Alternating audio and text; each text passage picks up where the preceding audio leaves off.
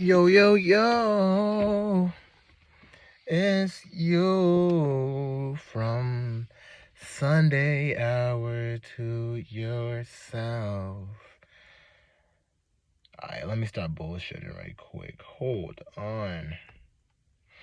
Okay, we're going on to week 13, week 12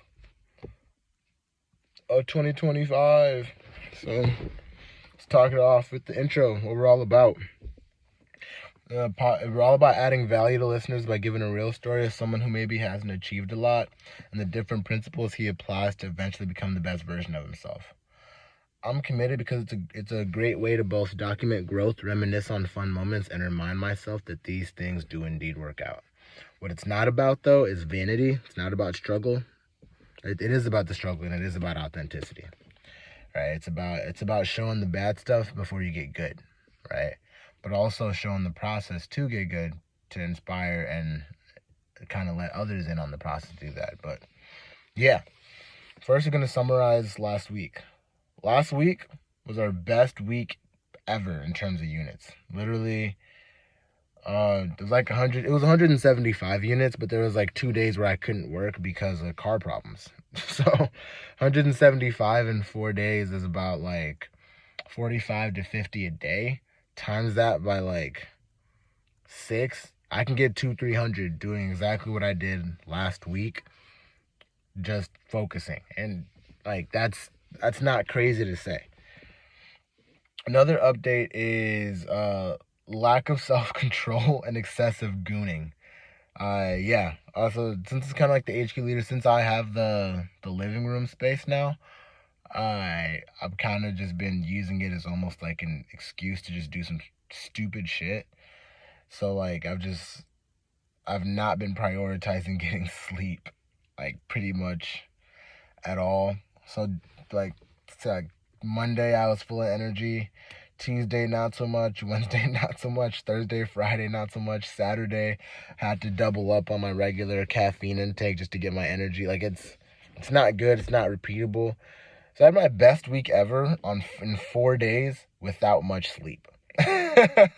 like like that's crazy. I could probably get 4, 5, 600 doing exactly what I was doing last week, but on a better mental and physical schedule. Well, my physical schedule was like good outside of the 2 car problem solving days. So like that's crazy. Speaking of car problems, the potential for another problem before end of the summer. The car problem that popped up was like the oil leak that we thought we had fixed a couple months ago came back, and it was messing up the alternator. So we had to like problem solve getting home. No, it wasn't really problem solving getting home. We just had to like not really put our headlights on, be selective with the headlights when on the way home, and then we had to like bring it to a mechanic shop. But they didn't charge as much as we thought they would, so it's actually really positive. And so there's a potential for another car problem at the end of the summer, but we'll cross that bridge when we get there. For now, we just got to keep pushing. And then another update, first week is the HQ leader in the books. It's a new summer. It's funny, I'm only HQ leader for like 2 weeks. I might just have my 2 best weeks, and then I'll pop off for the rest of the summer. But yeah, first week is HQ leader. I gotta get them out of the breakfast spot quicker. We got out of the breakfast spot at like 8:30 almost every day, and all of us have hour-long drives to turf except for Lucas. So like the earliest we could potentially start is like 9:30, 9:40. That's not including like gas and stopping. Like I don't think I had a day this week where I started at like before 10. Honestly, like I had a couple of days where like I got a knock in and then like that was it, but I didn't actually stop and like start working before 10 on any of those days. So again, best week ever on less time, doing our best. It's kind of crazy. It's kind of nuts. And then another update is there's more new ways to hit Sizzler. Surprise, surprise. I kind of do that every year, right? But there's so 3,000. If I hit 3,000 units, then I get $300 to. Then I get $300 sent to Sizzler, right? And I hit Sizzler. If I hit 2,200 units, I hit growth, which is $400 to Sizzler. So in theory, If I get to 3,000 bucks, that's 3,000 units. That's 700 units. That's $700 to Sizzler. It's only 500 out of my check, right?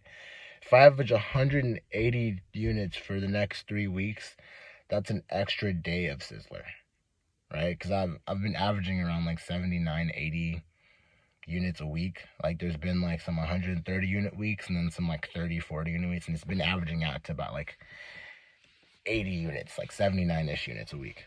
So if I average 180, let's just square it out to 200 for the next 3 weeks, that's an extra day of Sizzler. Pretty cool. And if I get 59 more logs by the end of the summer, that equals $300 more to Sizzler. That's pretty cool. So if I get 59 more logs, that is like what, 59 for 4 weeks, 4 or 5 weeks. That's about like 15 a week. It's doable. It's doable. It's definitely doable. And then September 1 through 6 equals replacement for worst week of last 3 weeks.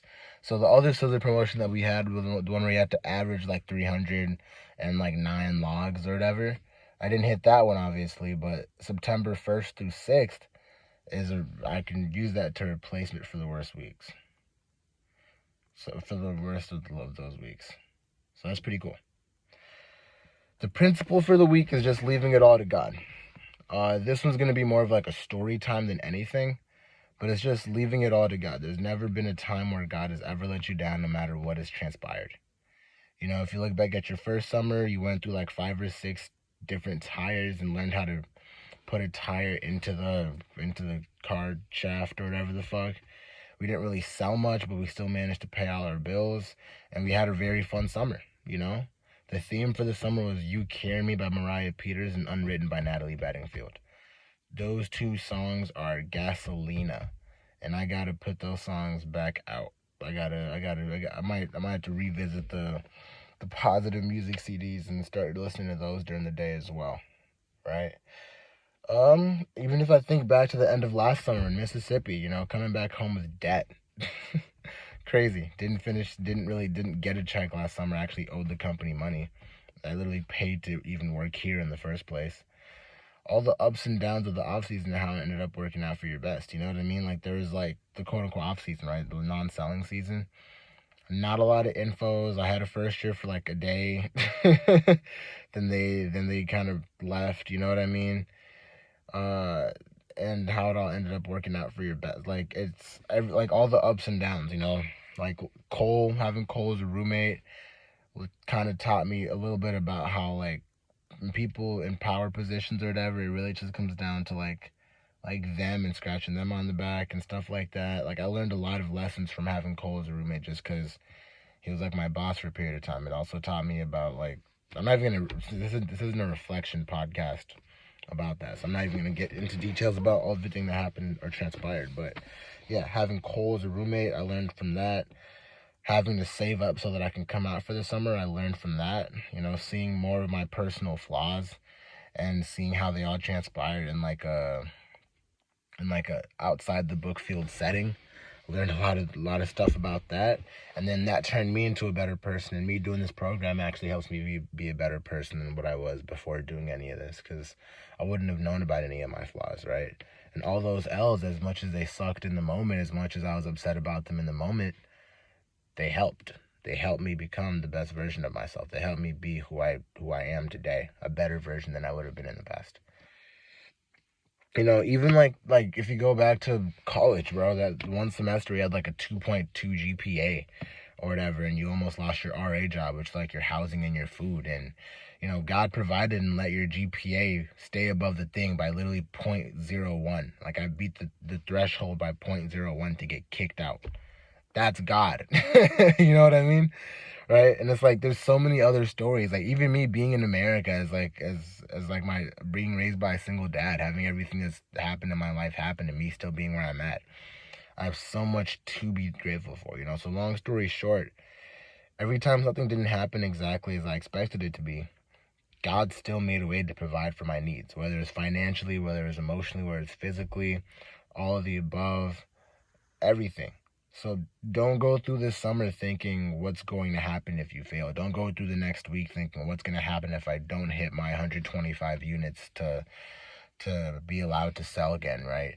Don't think about what happens if I fail. Like, maybe let it be a motivator, sure, but don't let it be like a thing where you become a victim to that mindset, right?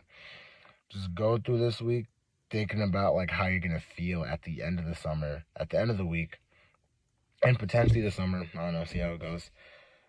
If all you have is a series of excuses as to why you didn't hit your goals rather than like a series of successes to look into. You know what I mean? So like, laugh. Enjoy this week. Because every single thing that you're gonna learn, you're gonna learn when you need to learn them. And this summer, thus far, has been a lot of L's. There's been a lot of emotional stuff, a lot of family stuff, a lot of ups and downs. But it's gonna work out the way it needs to. You can't really get upset or sad or anything about any of it. And then No Wahala. There's a song I was listening to. It's an Afrobeat song. The beat is fire. And like the hook is like, problem, you know the finish. So I try to enjoy you, right? I'm an excellent singer. Let's not negative self-talk that, right? But the message of the song is like, problems are never gonna finish. You're never gonna be out of problems. So enjoy life. Cause like you can spend your life focusing on your problems, and guess what? You're gonna spend the whole of your life focusing on the problems, the whole of your life troubleshooting, the whole of your life trying to fix things. When the harsh truth is, if you only spend your life thinking about the problems and what you gotta fix, you're really never gonna live life. Because you're always gonna be thinking about what you don't have. You're always gonna be thinking about what you gotta improve. You're always gonna be thinking about like, it's almost juxtaposition, or like weird to say that from the perspective of self-improvement podcast. But if you only ever focus on like the problems, you're gonna live your life for the rest of your life solving problems, and you're never gonna like have time to just be chill and be grateful and be happy, and live life and try to enjoy life. So it's not to say don't solve problems. That's to say like, don't make your identity problems. Don't make your identity in relation to like how you solve problems. Make your identity in relation to how you can follow through with problems and still do your best, and follow through with problems and still learn what you need to learn and work through those things. There'll never be a shortage of problems that you'll face in life, on or off the book field. But there'll also never be a shortage of opportunities to be grateful for what you have and how to make the most of it. Like for every day, there's going to be problems. You're never going to run out of problems in life, but you're also never going to run out of opportunities to be grateful for what you have. Because as long as you're alive, you have something to be grateful for, right? So whatever is happening, good or bad, it'll all work out the way it's supposed to. Just remember to maintain a positive attitude and do your best through it all, And then the new commitments, goals. Never give up on your day no matter what you're sitting on. It's okay to knock late. It's your last week, so like fuck the PR, bro. At this point, fuck the PR. You know what I mean? Right? Like it's just, it doesn't make a lot of sense to like be scared of knocking late at this point. Like, fuck the PR. Like, I'm leaving in a week anyway. What are they gonna do? Take my permit away? I have a whole another turf. Like the fuck? Like what the fuck, nigga? Right? And then the other goal, habits. Don't prioritize. The other thing is sell parents emotionally and sell kids logically. That's too technical. Fuck that shit. Don't even think about that shit. Use your sales talk. Use your sales talk, big dog. Ignore I said that shit, right? Habits. Don't prioritize or get attached to pins. You sometimes set up pins and you waste a lot of time driving to the pins to find them not there, and like your time is too valuable. Like, don't prioritize or get attached to the pins. Second, stop watching every sit down. Not necessarily to monitor like beep beep beep, I've been here for 20 minutes, I got a blast, but more like monitor how quick you're getting to your yeses and your nos, right? Then difference makers and focuses. Technical, names and education question everywhere. I've been doing a good job of using names. I've been letting it take up too much of my time, but I'm getting better at it. It's an acquired skill. Just keep working on that. And just education question everywhere. Then emotional, just laugh at all the next stuff. It's kind of like what we were talking about. There'll never be a shortage of problems. Just laugh at them. Because there'll never be a shortage of opportunities to be grateful for what you have and for your opportunities. So the affirmations for the week: each quick no saves me a ton of time. The second thing is I'm loved everywhere unconditionally. And I'll end it with like a really quick story from last week. It's kind of funny. Met this mom, and she was like super duper busy or whatever. And she was like, yeah, honestly, you're lucky that you caught me, because like I'm always in and out of the house. We're almost never here. Our kids are super busy. They bought like a kid's gold or whatever the fuck, but they're like, yeah, we're just really busy all the time. It's really hard to catch us at home ever. So we're really glad that you stopped by. And if you would come by 5 minutes later, you wouldn't have found us here. You know what I mean? And it's like all the quick no's that I'd gotten earlier on during that day are the quick no's that let me have the availability to catch her. Because if even one of those quick no's, even one of those like not interested, slamming the face in the door or whatever the fuck, if even one or two of those weren't there, I would have lost out on 26 units, because I sat down with somebody that wasn't interested, and I forced to sit down. You know what I mean? And I left potential buying situations on the table by just having a scarcity mindset over who I'm talking to.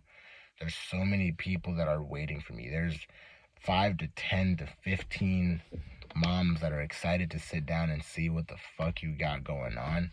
There's at least 5 to 10 every single day that are excited to see what you're going on, especially with like your PR and your turf being as good as it is.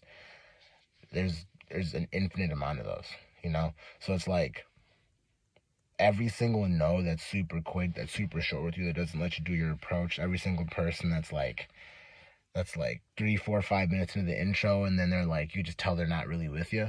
Every single time you leave one of those really quickly, you're setting yourself up to give that mom an extra 2 to 3 to 4 to 5 minutes for you to show her some more stuff, she can buy some more stuff. But that starts, and that ends with not giving up on your day, being mentally on schedule as well as physically on schedule. So with that being said, be excited. Every single no, be excited, because that's what's gonna get you to your numbers. You know what I mean? And you can hit 4, 5, 600 units this week. You can do whatever.